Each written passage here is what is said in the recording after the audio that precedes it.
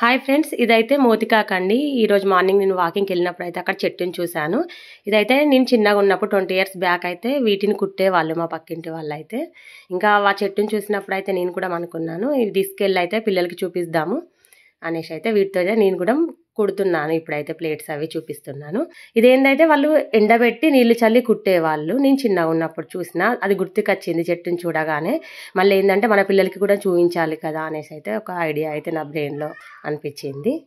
మనకు paper plates రాకముందుకైతే వీటిని ఉపయోగించేవాళ్ళండి. ప్రతి ఫంక్షన్కి భోజనానికి అయితే విస్తరాకు అంటారు కదా, ఈ ఆకులతోటే విస్తరాకులు రెడీ చేసేవాళ్ళు. ఇవైతే ఎకో ఫ్రెండ్లీ ప్లేట్స్ అండి.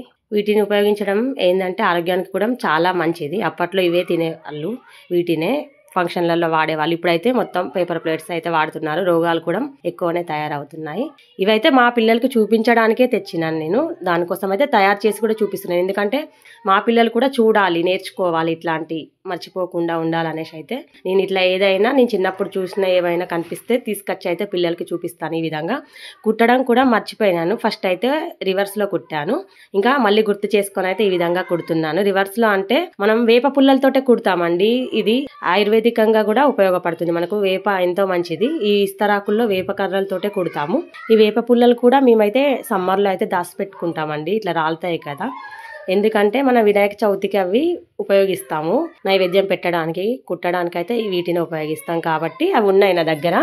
చూపిస్తున్నా కదా, ఈ విధంగా అయితే ఇట్లా కుట్టుకోవాలి. మీలో ఎంతమందికి తెలుసండి ఈ విస్తరాకులు అయితే ఈ విధంగా కుట్టిన నేనైతే నాకు వచ్చినట్టు. ఈ పచ్చటాకులు అన్నం తింటే పండుగ వాతావరణం అనిపిస్తుందండి. మా పిల్లలకి అయితే చాలా నచ్చినాయి ఈ ప్లేట్స్ అయితే. చూపిస్తున్నా కదా, దీంట్లో ఒక ట్రెండ్ అయితే రివర్స్లో కుట్టాను. కర్రలు అయితే పైకి తేలేటట్టు అట్లా కుట్టాను.